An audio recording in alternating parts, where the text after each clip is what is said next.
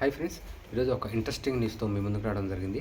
ఏదైతే మన వీడియోలు చూస్తున్నారో ఖచ్చితంగా లైక్ చేయండి, షేర్ చేయండి, సబ్స్క్రైబ్ చేయండి. అలాగే ఎయిత్ పే కమిషన్ ఏదైతే 2025 జనవరిలో మరి ఎయిత్ పే కమిషన్కి అయితే బీజం పడినట్లు మనకు తెలిసిందే. ఏది ఏమైనా సరే కేంద్ర ప్రభుత్వం మరి ఆ రోజు 2025 జనవరిలో ఈ ఎయిత్ పే కమిషన్కి ఓకే చేసి మరి 2025 నవంబర్ 5వ తారీఖున ఈ ఎయిత్ పే కమిషన్ చైర్మన్ సభ్యులనైతే నియమించిన సంగతి మనకందరికీ తెలిసిందే. ఏది ఏమైనా సరే ఈ 9 నెలల్లో గడిచిన 9 నెలల్లో ఎయిత్ పే కమిషన్ ఏం చేసింది, ఎంతవరకు అప్డేట్ వచ్చింది, అసలు ఈ వర్క్ ఏం చేసిందో ఈ వీడియోలో తెలుసుకుందాం. ఖచ్చితంగా లైక్ చేయండి, షేర్ చేయండి, సబ్స్క్రైబ్ చేయండి. అలాగే ఈ నవంబర్లో ఏర్పాటైన ఈ యొక్క 2025 నవంబర్లో ఏర్పాటైన ఎయిత్ పే కమిషన్ మరి సగం సమయం అయితే పూర్తయిపోయింది. తాజాగా కొన్ని నోటీసులు అయితే ఎయిత్ పే కమిషన్ జారీ చేయడం జరిగింది.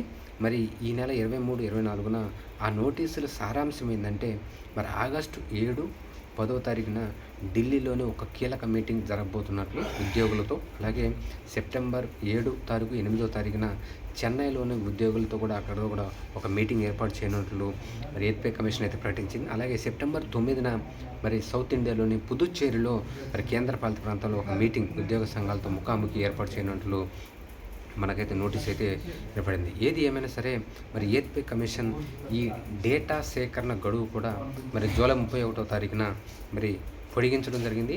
ఈ యొక్క 30వ తారీఖు వరకు కూడా ఈ డేటాను అంతా సేకరించి మరి ప్రాంతీయ పర్యటనలు కూడా మరి ఉధృతం చేసింది, వేగవంతం కూడా చేసింది. మొత్తానికి ఈ ఎయిత్ పే కమిషన్ గత 9 నెలల్లో ఏం చేసిందో వీటికి సంబంధించిన పనులు మరి అప్డేట్ ఇవ్వడం జరుగుతుంది. ఏదైతే 2026లో మరి ఏదైతే ఆన్లైన్ పోర్టల్ను స్థాపించిందో మరి ఎయిత్ పే కమిషన్ ప్రారంభించింది. అక్కడ ప్రారంభించిన ఆన్లైన్ పోర్టల్ను TOR టర్మ్స్ ఆఫ్ రెఫరెన్స్ను కూడా ఓకే చేసి తర్వాత క్వశ్చనర్ను కూడా ఒక 18 ప్రశ్నలతో కూడిన క్వశ్చనర్ను కూడా విడుదల చేయడం జరిగింది. ఇదంతా మనకు తెలిసింది.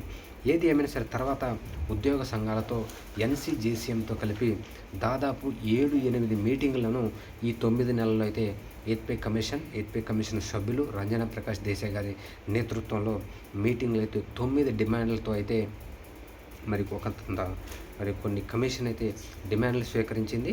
ఏది ఏమైనా సరే ఇక్కడ దీంతో మెయిన్ పాత్ర పోషిస్తున్నది మొదటి డిమాండ్ ఏదైతే ఫిట్మెంట్ను మరి 2.57 ఏదైతే 7th పే కమిషన్లో ఇచ్చారో ఇది 2.57 నుంచి 3.68 వరకు ఉండాలని ప్రధానంగా NCJCM అయితే డిమాండ్ చేసింది. ఇది 18,000 నుంచి 69,000 వరకు ఖచ్చితంగా బేసిక్ పే ఉండాల్సిందే అని NCJCM అయితే ఎయిత్ పే కమిషన్కి అయితే డిమాండ్ చేసింది. మొత్తానికి ఇది రెండో పాయింట్కి వస్తే పెన్షన్ వివాదంలో ఈ యొక్క OPS అమలు చేయాలని, ఇప్పుడున్న NPS, UPSని పూర్తిగా రద్దు చేసి ఓల్డ్ పెన్షన్ స్కీమ్ను అమలు చేయాలని, కేంద్ర ప్రభుత్వంలోని ఉద్యోగులకు, పెన్షనర్లకు మొత్తం అమలు చేయాలని వీరైతే రెండవ డిమాండ్ చేశారు. ఇది ఎయిత్ పే కమిషన్ మొత్తానికి ఇప్పుడు ఎన్ని మీటింగ్లు పెట్టినా సరే ఈ ఫిట్మెంట్ మీద అయితే ఇప్పటికి ఒక క్లారిటీ అయితే రాలేదు.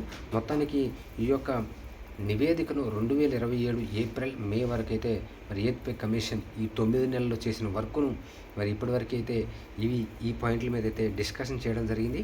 మొత్తానికి ఈ యొక్క 2027 ఏప్రిల్, మేలో నివేదిక సమర్పించిన తర్వాత అది కూడా 2026 జనవరి 1 నుంచి ఒకవేళ కేంద్ర ప్రభుత్వం దీన్ని అమలు చేస్తే, ఇది కూడా కన్ఫర్మ్ మరి కేంద్ర ప్రభుత్వం అయితే చెప్పింది, కానీ ఇది కూడా ఒక క్వశ్చన్ మార్క్ కానీ ఇప్పటివరకు అయితే ఉంది.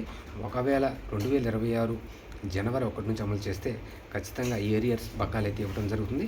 ఏది ఏమైనా సరే నా యొక్క అభిప్రాయ ప్రకారం ప్రస్తుతం భారతదేశం యొక్క ద్రవ్యోల్బణం మరి 4.38 అయితే ఉంది.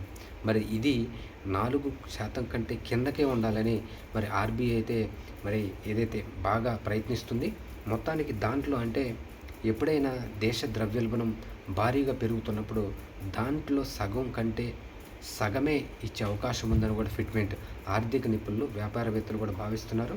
మొత్తానికి ఇలాంటివి ఏదైతే ఎయిత్ పే కమిషన్లోని, అలాగే ఎయిత్ పే కమిషన్లోని పెన్షనర్లు, ఉద్యోగులకు భారీగా లబ్ధి కలగాలంటే ద్రవ్యోల్బణం కూడా దిగిరావాల్సిన అవసరం ఉందని, ధరలు కూడా దిగిరావాల్సిన అవసరం ఉందని నిపుణులు, ఆర్థికవేత్తలు అయితే భావిస్తున్నారు. మరి రాబోయే రోజుల్లో 2027 ఏప్రిల్, మేలో ఏదైతే ఎయిత్ పే కమిషన్ తుది నివేదికను కేంద్ర ప్రభుత్వానికి ఒకవేళ సమర్పిస్తే ఆ సమర్పించిన నివేదికను దాదాపు అమలు చేయడానికి కేంద్ర ప్రభుత్వానికి ఒక 6 నెలల నుంచి సంవత్సరం వరకు పడుతుందని ఆర్థికవేత్తలు భావిస్తున్నారు.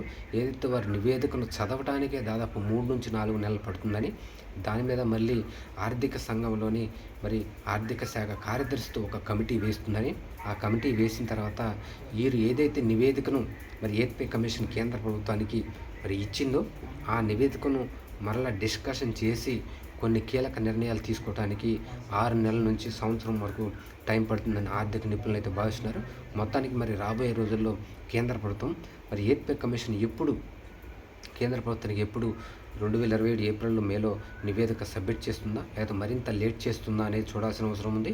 ఈ నివేదిక చేసిన తర్వాత 1 సంవత్సరం తర్వాతనే దీనిపై కీలక నిర్ణయాలు తీసుకునే అవకాశం ఉందని కూడా ఆర్థికవేత్తలు భావిస్తున్నారు. దీనిపై ఎటువంటి నిర్ణయాలు, అలాగే ఉద్యోగులకు, పెన్షనర్లకు భారీ లబ్ధి చేకూరుతుందా లేదా అనేది చూడాల్సిన అవసరం ఉంది. Thank you.